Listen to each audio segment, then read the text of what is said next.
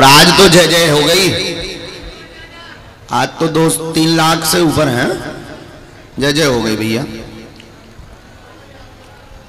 ये सब कृपा करने वाले श्री सद्गुरु सन्यासी बाबा पूज्यपाद श्री दादा गुरु जी और श्री बागेश्वर बालाजी का आशीर्वाद है।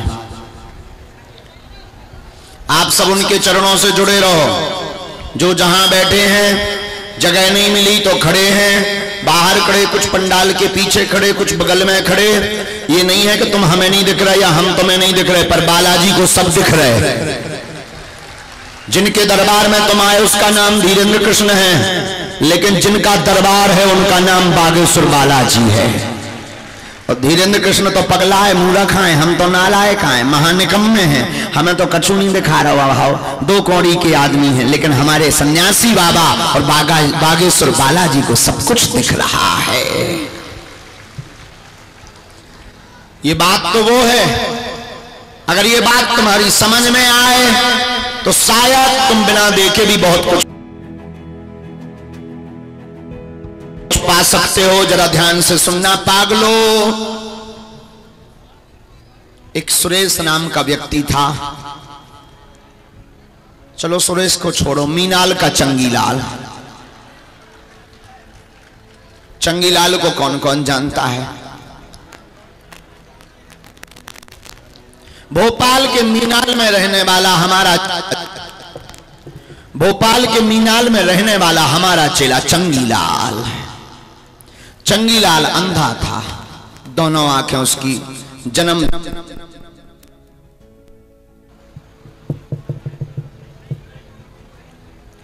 चंगीलाल की दोनों आंखें जन्मजात नहीं थी, दोनों आंखें उसकी जन्म से नहीं थी। 2 मिनट की चर्चा है, जरा गंभीरता से सुनना। बड़ा परेशान रहता था,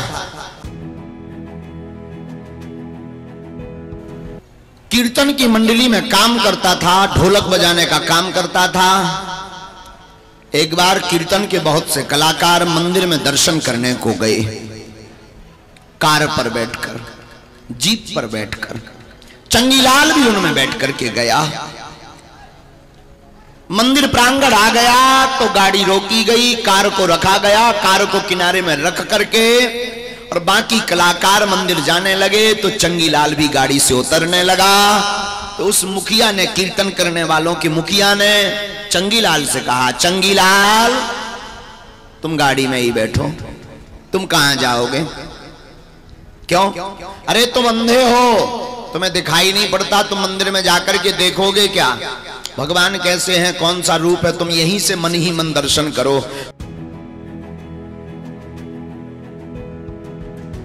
मन ही मन आभा का दर्शन करो, हम आएंगे, प्रसाद दे देंगे, रूप बता देंगे, वस्त्र बता देंगे, कौन से कपड़े पहन रखे ठाकुर जी ने, तुम क्यों परेशान होगे? चंगीलाल ने कहा, नहीं मैं तो जाऊंगा। कीर्तनकार की मुखिया ने कहा, मत जाओ, बात मान जा।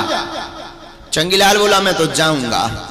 अरे तुझे दिखाई नहीं पड़ता, तुझे कौन पकड़ के ले जाएगा? परेशानी होगी, गुम जाएगा, हाथ छूट जाएगा, आफत हो जाएगी। चंगीलाल ने 200 करोड़ की बात बोली। पता है चंगीलाल ने 200 करोड़ की क्या बात बोली? बोले, गुरुदेव मुझे पता है मैं अंधा हूं, मेरा हाथ छूट जाएगा तो मैं आ नहीं पाऊंगा वापस। मुझे पता है मैं मंदिर जाऊंगा तो मुझे दर्शन नहीं होंगे, क्योंकि मुझे दिखाई नहीं पड़ता, मुझे पता नहीं लगेगा मूर्ति किसकी है, कि राम जी की है कि श्याम जी की है। पीले वस्त्र भगवान ने पहने कि काले वस्त्र पहने कि लाल वस्त्र पहने, मैं देख नहीं पाऊंगा। पर गुरुदेव मैं इसलिए जाऊंगा कि मैं भले ही ना देख पाऊं पर मेरा परमात्मा तो मुझे देख लेगा।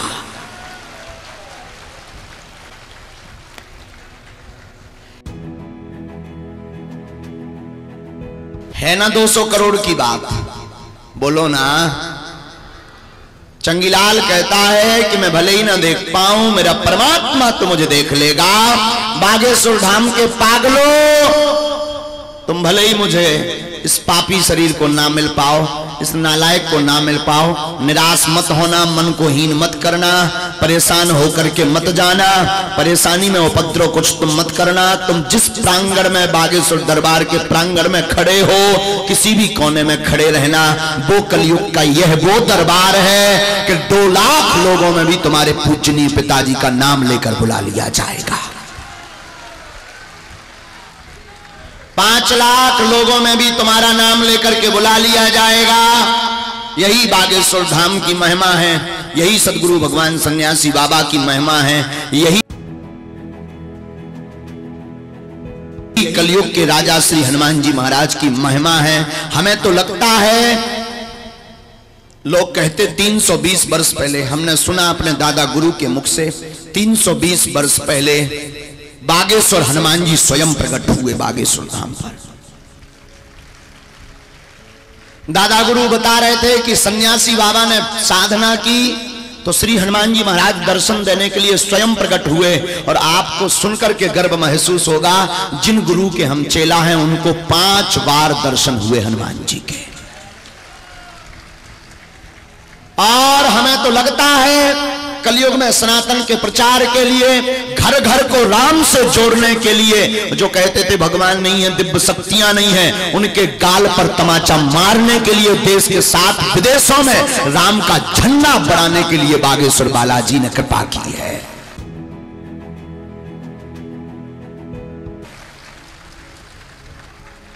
याद रखना, अंधविश्वास में बिल्कुल भी ना पढ़े, देखकर विश्वास करें। आपकी अर्जी क्या है, आपका प्रश्न क्या है, हमने बोला क्या, उसे पर्चे को पढ़ें। अगर कुछ भी गलत बोलें तत्क्षण टोक दें। ये कोई छोटा कमरे के अंदर का दरबार नहीं है, खुला हुआ लाखों लोगों के बीच का दरबार है। लेकिन तुम्हारी क्षमता नहीं है कि तुम टोक पाओ। 12 साल से तो हम बैठे ही हैं बालाजी के चरणों में, और जिसके ऊपर बालाजी का हाथ हो उसे कौन टोक सकता है। पर अपने आगे चाहे जो कहते रहो। 2 बातें और, दरबार प्रांगण में किसी भी कार्यकर्ता या शिष्य को अपनी परेशानी ना बताएं, अपना नाम किसी को भी ना बताएं। बागेश्वर बालाजी की कृपा में ताकत होगी तो आपका नाम लेकर आपकी परेशानी लिखकर आपके बोलने से पहले ही रख दी जाएगी। नियम का पालन करना है। जिन भक्तों के पर्चा बन जाए उन्हें करना, जिनके नहीं बने और ज्यादा करना है। जिनके पर्चा बन जाए उन्हें लहसुन प्याज मांस मंदरा बंद रखना है। मंगल या शनिवार की महीने में 1 बार, 2 महीने में 1 बार, 5 महीने में 1 बार, साल में 1 बार बागेश्वर धाम की पेशी करना है। आप बिजनेस करते हो, नौकरी करते हो, जा नहीं सकते। आज तो सही में भोपाल में बहुत भीड़ हो गई। देखो तो दिखाइए ये पेड़े पे, जो तो बंदरन से टंग भैया, सही में भोपाल में भीड़ है। और देखो ताली बजा रहा, कह रहे तो सुना देगा कक्का। अरे जो तो भैया नेता है पक्को। ज्यादा ही भीड़ हो गई। कहा भैया आज लाइट आइट लगी होते नीचे ना फेंक जाइए। आओ के काहे के गुरुजी तो इतना जानते जो नहीं बता पाया। करिया मूड को आदमी बहुत खतरनाक हो, बहुत खतरनाक। मैं जाना ठटरी के बारे में, इतने खतरनाक हो करिया मूड के। आए गुरुजी तो तरकारी आती, वे तो पर्चा बना देती, फिर नहीं बना पाया। ठटरी के बारे हारो। अब वो पद्रो तुम करो, शनि चढ़ा खोरी दो। हाँ अब बताओ, लाइट के ऊपर टंगो है, अब गिरे ना तो कहा हो। बोलो सीताराम। तो नियम क्या क्या है? लहसुन प्याज मांस मंदरा बंद रखना है। मंगलवार की पेशी करना आवश्यक है। शनिवार या मंगलवार, महीने में 1 बार, 2 महीने में 1 बार, 3 महीने में 1 बार। और जो भक्त जा नहीं पाते हैं वो सुन लें, आप प्रतिदिन 1 माला ओम बागेश्वराय नमः मंत्र की जाप करना प्रारंभ कर दें। अगर काम सिद्ध नहीं हो रहे, घर में बीमारी है, प्रेत बाधा है, रोग है, संकट है, व्याधि है, दिक्कत है, तो घर पर 5 आहुति सन्यासी बाबा के नाम की देना प्रारंभ कर दें। आपके जिंदगी में चमत्कार होने लगेंगे, बागेश्वर बालाजी की कृपा होने लगेगी। ये आशीर्वाद है। दरबार प्रांगण में जो बैठ गए, सामूहिक अर्जी सबकी लगेगी। बागेश्वर धाम से जो जुड़े हैं उनसे हमारा कहना है, किसी भी व्यक्ति को किसी भी प्रकार का शुल्क, फीस, दक्षिणा ना दें। जब तक हमारे तन में प्राण है तब तक बागेश्वर बालाजी का दरबार निःशुल्क रहेगा। और भारत के सनातनियों के लिए गौरव का विषय है बागेश्वर बालाजी का दरबार। जहां अर्जी निःशुल्क, जहां रुकना निःशुल्क, जहां दिन में 12 बजे से 2 बजे तक, रात्रि 8 बजे से 10 बजे तक प्रतिदिन भंडारा भी निःशुल्क है।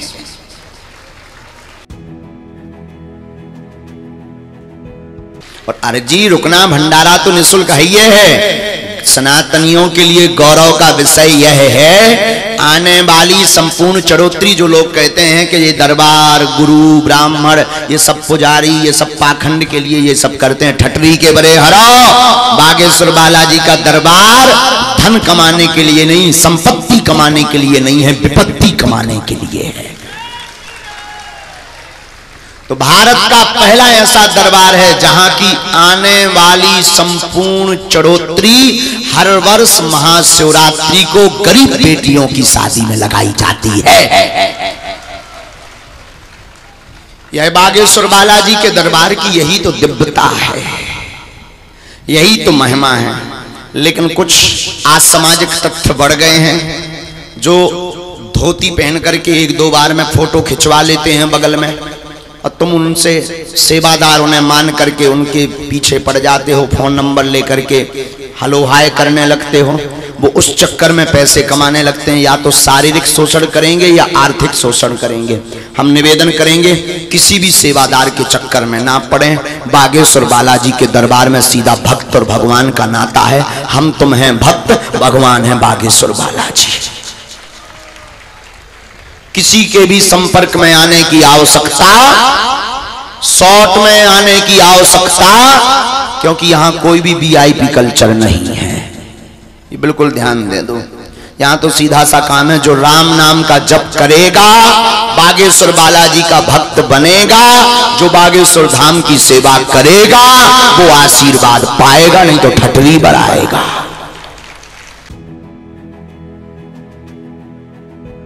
और सीताराम, 100 की सीधी बात है हमारी। तो बोलो सीताराम।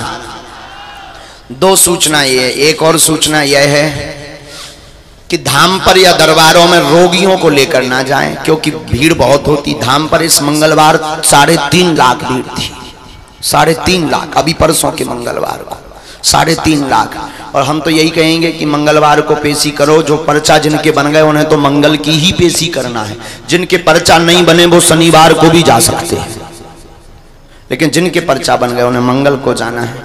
तो इस मंगलवार को 3.5 लाख की भीड़ थी। दरबारों में 2-3 लाख हो ही जाती है। तो इसलिए रोगियों को नहीं लाना, क्योंकि आए तो तुम साजे के लाने कहूँ भगदड़ मच जाए, सुट्टे और बोल जाए तो आफत धरी, पर तुम जिंदगी भर करे आओ हैं।